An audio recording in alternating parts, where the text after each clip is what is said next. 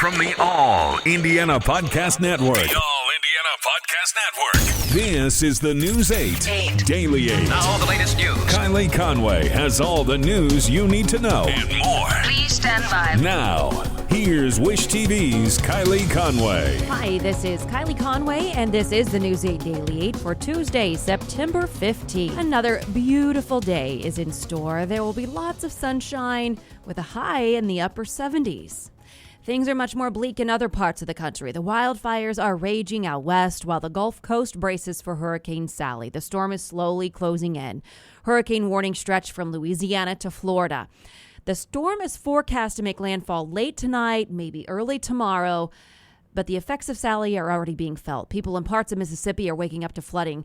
President Trump issued an emergency declaration yesterday for parts of Louisiana and Mississippi to allow for disaster relief efforts. The governor of Florida declared a state of emergency in the westernmost part of the Panhandle. And as meteorologist Marcus Bailey explained on Daybreak this morning, the slow-moving nature of this storm means it just sits and dumps water as it inches forward, leading to dangerous flash flooding, along with its life-threatening storm surge. And to the wildfires now, there is a desperate search underway for 22 people missing in Oregon. The state's Office of Emergency Management is asking people to report any missing family. They're also asking the thousands of people who have evacuated or are evacuating to register with the American Red Cross. That'll help family members know they're safe. Oregon Governor Kate Brown says she expects the death toll of 10 to rise. So far, wildfires have burned 1 million acres in the state. The city of Louisville has settled the wrongful death lawsuit filed by the family of Breonna Taylor, a source told CNN this morning. Taylor's family sued the city after the 26-year-old EMT was shot and killed by Louisville Metro police officers during a no-knock warrant executed at her apartment on March 13th. Louisville's mayor is expected to announce the settlement later today in a joint news conference with Taylor's family attorneys. None of the three officers involved in the shooting have faced criminal repercussions yet in the killing. A grand jury has been impaneled in Louisville that will eventually decide their fates. An announcement has not been made about those proceedings. And a bizarre story out of South Dakota. South Dakota Attorney General Jason Ravensborg says he realized that he had struck and killed a man walking along a rural stretch of highway only after returning to the scene the next day and finding the body. The state's top law enforcement says he initially thought he'd hit a deer while driving home from a Republican fundraiser Saturday night. He's now under investigation by the South Dakota Highway Patrol. Ravensborg says he immediately called 911 after the crash on the rural stretch of Highway 14 and didn't realize he had hit a man until returning to the scene the next morning and finding him. Ravensborg's revelation that he had found the body of the man, 55-year-old Joseph Boever, was the latest twist in a very grim incident. And now back home to Indiana, the City-County Council of Indianapolis and Marion County is proposing to add citizens to the board that oversees rules and policies for Indianapolis police. The General Orders Committee is currently made up of 3 law enforcement officers. This proposal would change that to a General Orders Board that would add 4 citizens. The new board would oversee all rules and policies, including police powers, use of force, arrests, investigations, and other police actions. The change comes after a group called Faith in Indiana pushed for policy reform within the department. Its members announced the proposal with some city-county councilors yesterday. The Public Safety and Criminal Justice Committee says they do plan to hold a meeting to give the proposal a full hearing. And work can now begin to expand the convention center and redevelop Pan Am Plaza. The City-County Council passed the proposals that would create more than 3,000 new construction jobs. Developers have committed to a minimum wage of $14 an hour. The project adds a 50,000 square foot ballroom to the convention bridge. It will also create 2 new hotels. The council says the department would let the city compete for bigger conventions. In a statement from the mayor after the passage, he said in part, Indianapolis has a successful track record of aiming high, even under challenging circumstances, and I am excited for this development to join those ranks. And that came just shortly after the performance racing industry announced it was canceling its convention scheduled for Indy this December. Organizers say they worked for months with the Visit Indy team, the Indiana Convention Center staff, and other Indy leaders to try to come up with a safe plan, but they say there was just too much uncertainty because of the pandemic.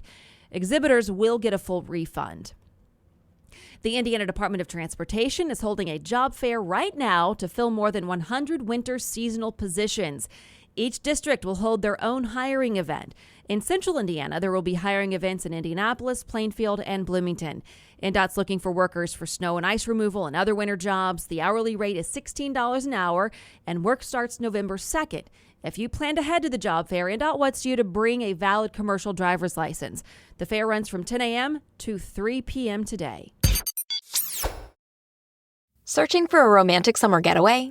Escape with Rich Girl Summer, the new Audible original from Lily Chu. The exquisitely talented Philippa Sue, returning to narrate her 5th Lily Chu title. This time, Philippa is joined by her real-life husband, Stephen Pasquale. Set in Toronto's wealthy cottage country, aka the Hamptons of Canada, Rich Girl Summer follows the story of Valerie, a down-on-her-luck event planner posing as a socialite's long-lost daughter, while piecing together the secrets surrounding a mysterious family and falling deeper and deeper in love with the impossibly hard-to-read and infuriatingly handsome family assistant, Nico. Caught between pretending to belong and unexpectedly finding where she truly fits in, Valerie learns her summer is about to get far more complicated than she ever planned. She's in over her head and head over heels. Listen to Rich Girl Summer now on Audible. Go to audible.com/richgirlsummer. Rookie Jonathan Taylor will now step up in Marlon Mack's absence. The star running back is officially out for the remainder of the season. The Colts announced an MRI confirmed that Mack ruptured his Achilles Sunday in Game 1. Mack had 4 carries and 3 catches before going down in the second quarter. He was seen in that video. You might have watched it during the game, just grabbing his ankle and limping off the field. Head coach Frank Reich said the whole situation is unfortunate, that Mack had been looking so good in training camp, and it's just bad timing for Mack and his entire family. He did add that he's looking forward to seeing how Taylor will take ownership of the position. And at 10 o'clock this morning also began the Indianapolis Urban League's drive-through food distribution, and the group says this time it has half gallons of milk. Wish TV has been partnering with the Urban League for distribution since they began during the pandemic. The food distribution began at 10. Again, it takes place at the Urban League on Indiana Avenue and North Blackford Street. Along with the milk, there will be food boxes. Eli Lilly and Company is planning to talk to federal regulators about the emergency use of a drug that it says helps shorten COVID-19 recovery time. According to the 1,000-person study, patients taking remdesivir that were also given an anti-inflammatory used to treat arthritis recovered 1 day sooner than those given remdesivir alone. Remdesivir is already being widely used in hospitals. The woman tried in connection to a deadly school bus crash has had her conviction upheld. Alyssa Shepard was convicted of killing 3 siblings in a crash at a bus stop in Rochester in October of 2018. A 4th child survived. A judge sentenced her in December to 4 years in prison. Shepard had wanted the court to dismiss her conviction and order a new trial. In her appeal, she had said she didn't realize she was passing a school bus until it was too late. A man led multiple police agencies on a chase that ended with the driver crashing into the Community Health Network building in downtown Fishers. It all started yesterday afternoon when a sheriff's deputy tried to pull a driver over near Riverwood Avenue and 211th Street. Investigators say the driver just ran off. The deputy's attempt to stop the driver with the taser didn't work. And investigators say the man then broke into a house, stole a set of keys and a wallet, then stole a car that was parked outside. That's when police from Noblesville and Fishers joined the chase. Authorities say the man was involved in 3 minor crashes along State Road 37 before wrecking into the Community Health Network building, again, downtown Fishers. He was injured, taken to a Noblesville hospital, but is expected to survive. So far, there's no word yet on possible charges, but it sounds like the list could be pretty lengthy.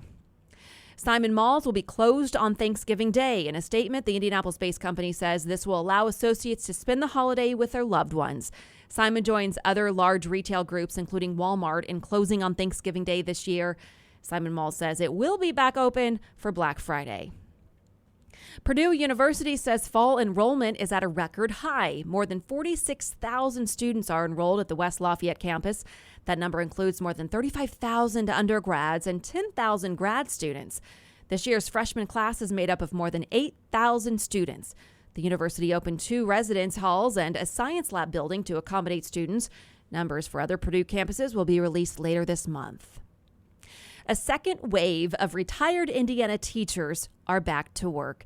They are volunteering their time to help students with homework challenges over the phone. It's part of the Indiana Retired Teachers Association program. It's called Call and Learn. And I think this is so awesome. Of course, teachers are answering the call to help. It is one-on-one help. More than 60% of Indiana's 1 million students have limited or no access to online learning, which prompted retired teachers to create a telephone-based resource for homework help. Hundreds of education volunteers will service the hotline from the comfort of their own home. Middle and high school students are matched with educators with a background in math, science, language arts, and social studies. Elementary students are paired with general education elementary teachers. Retired teachers from the American Federation of Teachers and the Indiana State Teachers Association are providing the help. To get help, all right, get a pen, get some paper. Here's the number you can call, 877-407-8839. Again, 877-407-8839. The hotline is open from 1 p.m. to 5 p.m. Tuesdays through Thursdays. The program is anonymous and also records the calls, which protects both the students and educators. Since the closing of schools in March, the program has helped more than 1,000 students and provided 3,500 hours of assistance. Any retired teacher who wants to volunteer can. You can contact the Indiana Retired Teachers Association.